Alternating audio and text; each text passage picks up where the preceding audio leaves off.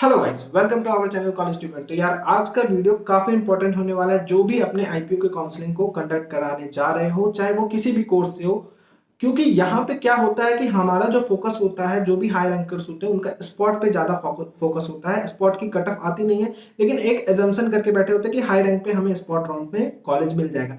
लेकिन inside the round भी IPO कुछ प्रोसेस को हमें प्रोवाइड करता है, जिसका अगर हम पूरी तरीके से यूटिलाइजेशन उठा लेते हैं तो एक टॉप कॉलेज डेफिनेटली हम पा सकते हैं। तो उन्हीं चीजों को इस वीडियो में डिस्कस करने वाले हैं कि इनसाइड द राउंड आपको किस तरीके से अपने काउंसलिंग को कंडक्ट करना है। Step by step her process को समझेंगे और थ्रू आउट द वीडियो आपको यह समझ में आ जाएगा कि आप इनसाइड द राउंड भी अपने काउंसलिंग को बहुत बेहतरीन तरीके से कर सकते हो। स्पॉट पे फोकस करने की अभी के टाइम पे जरूरत नहीं है। सबसे पहले मैं बता दूं कि आईपीओ की प्लेलिस्ट क्रिएट कर दी गई है। वहां पे हमने अभी एक वीडियो बनाया था, live demonstration of IPO counselling, जहां पे हमने लाइव दिखाया था कि किस तरीके से आपको चॉइस फिल करना है। तो डेफिनेटली उस वीडियो को देख लेना। साथ साथ हमने बीटेक कोर्स के लिए एक पीडीएफ भी शेयर किया है कॉलेज टी पॉइंट के ऑफिशियल एप्लीकेशन पे, लिंक मैं डिस्क्रिप्शन में दे रहा हूं। वहां पे आप जाके अपने चॉइस फिल को बहुत बेहतरीन तरीके से कर सकते हो। उस पीडीएफ के हेल्प से जो भी 19-20 करना होगा करके आप बहुत बेहतरीन तरीके से अपने चॉइस फिल को कर सकते हो। बिना देरी किए हुए वीडियो को स्टार्ट करते हैं। इस वीडियो में हम कवर करने वाले हैं राउंड 1 को, राउंड 2 को, बिफोर स्लाइडिंग राउंड को और आफ्टर स्लाइडिंग राउंड को। आफ्टर स्लाइडिंग राउंड को आप गेम चेंजर राउंड भी कह सकते हैं। किस तरीके से ये गेम चेंज कर सकता है काउंसलिंग में, इस चीजों को हम एक्सप्लेन्ड वे में जानेंगे। तो सबसे पहले फर्स्ट राउंड को जान लेते हैं। तो जैसे ही आपने चॉइस फिल कर दिया, फर्स्ट राउंड की अलॉटमेंट आ जाएगी। अब यहाँ पे दो टाइप के कैंडिडेट होंगे। एक कैंडिडेट होगा जिनको सीट मिलेगा फर्स्ट राउंड में, एक कैंडिडेट वैसे होंगे जिनको कोई भी सीट नहीं अलॉट होगा। ठीक है, तो जिनको सीट अलॉट हो जाता है उनको 40,000 का पेमेंट करना होगा, अदरवाइज वो काउंसलिंग से बाहर हो जाएंगे। आप फर्दर आगे राउंड में नहीं जा पाओगे। आप सीधे आपको एक स्पॉट राउंड का ही चांस मिलेगा, इनसाइड राउंड से आप बाहर हो जाओगे। ठीक है, तो आपको 40,000 का पेमेंट करना है, तभी आप आगे बढ़ोगे। ठीक है, और दूसरे टाइप के जो कैंडिडेट होंगे उनको कोई भी सीट अलॉट नहीं हुआ, उनको कुछ नहीं करना है, वो डायरेक्टली सेकंड राउंड में आप अपीयर कर लोगे। मतलब आप सेकंड राउंड में अपने ऑटोमेटिकली अपने आप चले जाओगे। ठीक है, तो यहां पे जो आपको चॉइसेस भरने हैं ना फर्स्ट राउंड में, वो एकदम लिमिटेड चॉइसेस भरने हैं, लेकिन आपको अपने प्लस और माइनस को भी रेडी करके रखना है। अब यहाँ पे इस चीज का यूटिलाइजेशन आपको लास्ट में पता चलेगा क्यों मैं प्लस और माइनस को रेडी करके रखने के लिए बोल रहा हूं। तो उसके लिए सबसे इजीली जो स्टेप आप फॉलो कर सकते हो, जो सबसे इजी स्टेप है, आपको कॉलेज टी पॉइंट का एप्लीकेशन पे प्रिडिक्टर का यूज करना है। प्रिडिक्टर का आपको किस तरीके से यूज करना है, आप इस चीज को समझना। आप क्या करोगे, जनरल कैटेगरी सेलेक्ट करोगे। जो ओबीसी है, ईडब्ल्यूएस है, कुछ आधे कॉलेजेस में ही ओबीसी ईडब्ल्यूएस का कैटेगरी लगता है। तो आप एक बार अपने कैटेगरी से भी देख लोगे कि कौन कौन से कॉलेजेस आ रहे हैं। अदर स्टेट के लिए तो शायद ओबीसी रहता भी नहीं है। ठीक है, एक बार आप जनरल कैटेगरी से भी देख लोगे कि कौन कौन से कॉलेजेस आ रहे हैं। और वो किस तरीके से देखोगे, आप क्या करोगे, प्रिडिक्टर में रैंक 1 टाइप करोगे और उसके बाद प्रिडिक्टर को चलाओगे। वहां पे क्या होंगे, आपके पास सारे कॉलेजेस खुल के आ जाएंगे। आप सारे कॉलेजेस में जो आपको चाहिए, जो आपको मिल सकता है, वो आपने रेडी कर लिया और उसके कुछ माइनसेस भी रेडी कर लिया। अब माइनसेस क्यों रेडी करने बोल रहा हूं, अभी आपको धीरे धीरे समझ में आते जाएगा। ठीक है, जब आपने रेडी कर लिया तो फर्स्ट राउंड में बहुत लिमिटेड कॉलेज भरोगे, जो आपको एकदम एग्जैक्टली जहां तक आप कॉलेज ले सकते हो उतने तक ही आपको चॉइस भरना है, उससे ज्यादा आप मत भरना फर्स्ट राउंड में। ठीक है, तो फर्स्ट राउंड जैसे ही खत्म हुआ तो आपको फिर से जो 40,000 का पेमेंट करेंगे उनको फ्रिज और फ्लोट का ऑप्शन देखने को मिलेगा। तो फ्रिज का ऑप्शन सिंपल सा होता है कि आपको जो भी कॉलेज अलॉट हुआ है ब्रांच, जिस भी ब्रांच के साथ, उसके साथ आप फुल्ली सेटिस्फाइड हो तो आप फ्रिज का ऑप्शन ऑप्ट कर दोगे। फिर फर्दर आपको आगे के राउंड में कुछ भी नहीं करना, बैठ के बस काउंसलिंग को देखना। जो कॉलेज आपको मिला हुआ है उसका अलॉटमेंट लेटर निकाल के अपने पास रख लेना है। जो भी फ्लोट का ऑप्शन ऑप्ट करेंगे उनके पास क्या होगा कि जो कॉलेज मिल गया वो उनके हाथ में रहेगा और फिर काउंसलिंग अपर प्रेफरेंस को, उस कॉलेज से अपर प्रेफरेंस को देखेगा, नीचे के प्रेफरेंसेस को नहीं देखेगा। अपर प्रेफरेंस में अगर आपको कोई कॉलेज अगले राउंड में मिलता है तो वो फिर आपको नीचे वाला कॉलेज चला जाएगा, वो प्रेफरेंस मिल जाएगा। अगर नहीं मिलता तो वो कॉलेज एज इट इज बना रहेगा। और जिनको कुछ भी नहीं मिला हुआ है वो सेकेंड राउंड में गए, ऑप्शन का एडिट करने का, आपको ऑप्शन एडिट करने का दिया जाएगा, जिसमें कि जो भी फ्लोट किए हुए वो भी अपने ऑप्शन को एडिट कर सकते हैं और जिनको कोई भी कॉलेज नहीं मिला है वो भी अपने ऑप्शन को एडिट कर सकते हैं, मॉडिफाई कर सकते हैं। तो वहां पे क्या होगा कि आप अपने चॉइसेस को देख लोगे, क्योंकि फर्स्ट राउंड के बाद बहुत सारी चीजें, बहुत सारे जोसा की भी राउंड क्लियर हो जाएगी और बहुत सारे काउंसलिंग जो चल रहे होंगे आपके क्लियर हो जाएंगे। तो आप देख लोगे कि आपको अपने चॉइसेस बढ़ाने हैं या नहीं बढ़ाने हैं। इन केस आपको नहीं बढ़ाना है तो फिर फर्दर आप वैसे ही अपने चॉइस को रखे रहोगे। फिर सेकेंड राउंड की जब अलॉटमेंट आएगी तो यहाँ पे 3-4 टाइप के कैंडिडेट हो जाएंगे। एक कैंडिडेट हो जाएंगे जिनको फर्स्ट राउंड में मिल चुका है कॉलेज और वो 40,000 का पेमेंट कर चुके हैं। उनको फर्दर फिर कुछ नहीं करना है। अगर सेकेंड राउंड में कोई अपग्रेडेशन कॉलेज मिलता है तो फिर से आपको फ्लोट का ऑप्शन ऑप्ट कर लेना है, या फिर अगर फ्रीज करना चाह रहे हो तो फ्रीज का ऑप्शन ऑप्ट कर लेना। इन केस आप विड्रॉल लेना चाह रहे हो तो विड्रॉल का भी ऑप्शन आपको वहां मिल जाएगा, आप विड्रॉल लेके काउंसलिंग से बाहर हो सकते हो, ठीक है। दूसरे कैंडिडेट जिनको फर्स्ट राउंड में कोई कॉलेज नहीं मिला लेकिन सेकंड राउंड में मिलेगा, फिर से आपको जो फ्रीज फ्लोट का 40,000 का पेमेंट करके फ्रीज फ्लोट का ऑप्शन देखने को मिलेगा। फर्दर आगे राउंड में अगर आप फ्लोट करना चाहते हो तो फ्लोट करो, फ्रीज करना चाहते हो फ्रीज करो। थर्ड टाइप के कैंडिडेट जिनको अभी तक कोई भी कॉलेज नहीं मिला। अब थर्ड राउंड स्टार्ट हुआ। अब यहां से सिस्टम को बहुत अच्छे से समझते जाना। जैसे ही थर्ड राउंड स्टार्ट होगा यहां पे फिर से आपको मॉडिफिकेशन और एडिट का ऑप्शन देखने को मिलेगा। जिनको कॉलेज मिल चुका है वो तो सेफ हो भाई, फ्लोट का ऑप्शन ऑप्ट करते रहो, आगे अपर प्रेफरेंस पे जाते रहो।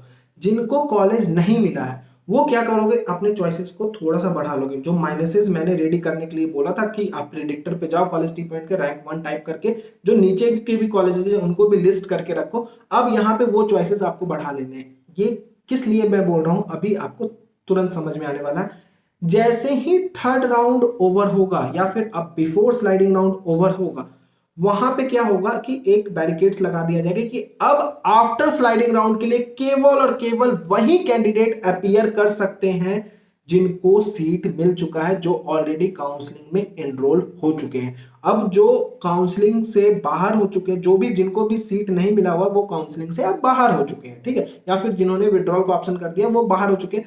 अब लिमिटेड नंबर ऑफ कैंडिडेट्स यहां पे काउंसलिंग कंडक्ट करेंगे। अब इस एल्गोरिदम को बहुत अच्छे तरीके से समझना जो मैं समझाने जा रहा हूं। अब चीजों को मैं मिनिमम वैकेंट सीट्स के थ्रू समझाता हूं, इससे प्लस ही वैकेंट सीट्स आता है, लेकिन हम मिनिमम वैकेंट सीट्स के थ्रू ही पूरे एल्गोरिदम को समझते हैं। कि लेट करो कि यूएसआईटी में 5 सीएस की सीटें खाली आई, एमएआईटी में 5 सीटें खाली आई, उसी तरह से एमएसआईटी में भी सीएस की 5 सीटें खाली आई। मिनिमम 5-5 ही लेके चलते हैं। भारतीय विद्यापीठ में भी 5 सीटें खाली आई और बीपीआईटी में भी 5 सीटें खाली आई। अब ये कॉलेजेस मेरे को नहीं मिल रहा था, लेकिन मैंने क्या किया, इसके नीचे नॉर्दर्न इंडिया या फिर डॉक्टर अखिलेश दास को मैंने ले लिया कॉलेज को, सीएस या आईटी ब्रांच के साथ। मेरे को नहीं चाहिए था लेकिन मैंने ले लिया केवल और केवल स्लाइडिंग राउंड में अपीयर होने के लिए। अब देखो यहाँ पे तो देखने से लग रहा है कि मेरे को बीपीआईटी चाहिए था, 5 ही सीट खाली है, मेरे को कैसे मिलेगा ये कॉलेज, ठीक है। भारतीय विद्यापीठ तो मिल ही नहीं सकता, 5 ही सीट खाली है। लेकिन इस चीज को समझना जरूरी है कि यहाँ पे केवल और केवल कौन से कैंडिडेट है जिनको ऑलरेडी सीट मिल चुका है। अब एमएआईटी वाला ऑब्वियस सी बात है यूएसआईटी पे जाएगा, ठीक है। एमएसआईटी वाला कहां जाएगा, एमएआईटी पे, ठीक है। फिर भारतीय विद्यापीठ वाला कहां जाएगा, एमएसआईटी पे। बीपीआईटी वाला कहां जाएगा, भारतीय विद्यापीठ पे। तो आप जब टोटल भारतीय विद्यापीठ का सीट काउंट करोगे ना, 5, 10, 15, 20 और इसका भी 5 था, 25 सीटें यहां पे सीएस की खाली हो गई। नॉर्मल एग्जांपल के थ्रू मैं एकदम समझा रहा हूं, एकदम छोटा सा जो वैकेंट सीट्स है उसको लेके, इससे बहुत ज्यादा प्लस ही आता, माइनस नहीं आता, ठीक है। तो अब क्या हुआ कि यहां पे 25 सीटें खाली हो गई और एक बहुत अच्छा अमाउंट ये सीट होता है खाली होने का। और नीचे कॉलेजेस के तो भरते ही नहीं है सीट, थर्ड राउंड तक मैक्सिमम सीटें फिर खाली आ जाती है, ठीक है। तो अब क्या हुआ कि मेरा जो प्रोबेबिलिटी हुआ वो बहुत हाई हो गया, क्योंकि अभी तक जो काउंसलिंग चल रहा था सारे कैंडिडेट अपीयर थे जिनको कॉलेज मिल चुका था, जिनको कॉलेज नहीं मिला था। तो जो मैक्सिमम कैंडिडेट थे वो फाइट कर रहे थे। अब यहाँ पे जो फाइट करेंगे, लेट करो कि मेरा यहाँ पे 20वां नंबर था, वेटिंग लिस्ट 20वें नंबर पे था। अब क्या हुआ, ये 25 सीट खाली आई, मेरे को डेफिनेटली ये कॉलेज मिलेगा, लेकिन अभी तक थर्ड राउंड तक मेरे को ये सिस्टम पे नहीं आ रहा था कॉलेज, ठीक है। तो इंटर स्लाइडिंग राउंड में क्या होगा कि सीटें वैकेंट ज्यादा आ गई और कैंडिडेट कम थे, तो हमारे चांस जो है उससे ऊपर के प्रेफरेंस मिलने की ज्यादा बन जाएगी। और इन केस यहाँ पे मान लो यहाँ पे मैक्सिमम चांस रहेगा आपको मिलने का, लेकिन आउटसाइड और इनसाइड दिल्ली वालों में से इनसाइड दिल्ली वालों को ज्यादा बेनिफिट देखने को मिलेगा, ये बात एकदम कंफर्म है। लेकिन स्पॉट राउंड में इनसाइड दिल्ली वालों को बहुत मिनिमम बेनिफिट देखने को मिलता है, ना के बराबर मिलता है। उसको हम सेपरेट वीडियो में कवर करेंगे, ऐसा मैं क्यों बोल रहा हूं। इसलिए इनसाइड दिल्ली वालों के लिए ये जो राउंड है ना वो बहुत की राउंड है। आप ये समझ के चलना कि अगर आपको टॉप कॉलेज चाहिए तो ये राउंड आपके लिए बहुत ज्यादा वैल्यूएबल राउंड बनेगा, ठीक है। तो यहाँ पे जो आपकी मैक्सिमम प्रोबेबिलिटी बन गई, इन केस हम मान के चलते हैं कॉलेज नहीं मिल पाया, क्योंकि आपको स्लाइडिंग राउंड के बाद जो है आफ्टर स्लाइडिंग राउंड में विड्रॉल का ऑप्शन देखने को नहीं मिलेगा। तो आपने 40,000 का पेमेंट कर दिया, अब तो आपको डर है कि ये 40,000 का पेमेंट तो रिफंड ऑप्शन नहीं मिल रहा, आपको ऑनलाइन रिफंड ऑप्शन नहीं मिल रहा है, पहली बात। दूसरी बात ये कि आप स्पॉट राउंड में जो ट्राई मारना चाह रहे थे अभी भी मारोगे। स्पॉट राउंड में कोई भी एलिजिबल होता है, जिनको कॉलेज मिल गया है, जिनको कॉलेज नहीं मिला उससे कोई मतलब नहीं है।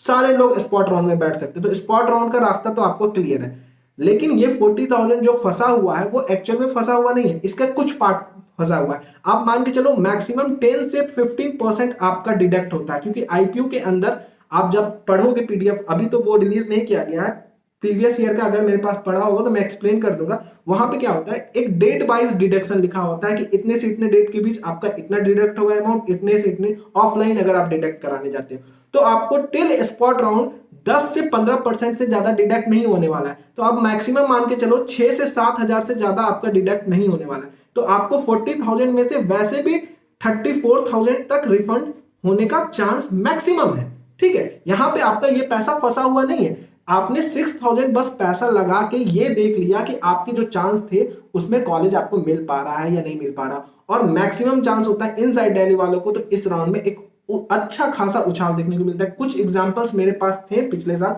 जिनको 29 नंबर का चॉइस मिला हुआ था, उनको सीधे 13वां नंबर का चॉइस मिल गया।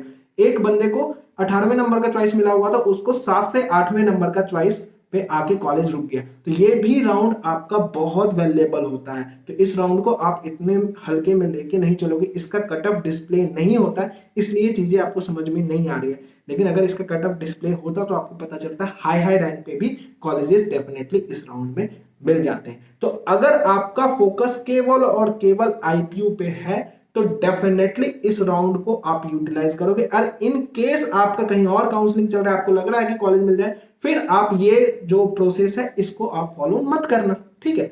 तो इस वीडियो के लिए इतना ही था। बहुत सारे वीडियोस आने वाले हैं, स्पॉट राउंड कैसे आपको कंडक्ट होगा, किस तरीके से किनको ज्यादा बेनिफिट मिलने वाला है, सारी चीजों को हम बहुत अच्छे तरीके से एक्सप्लेन करेंगे।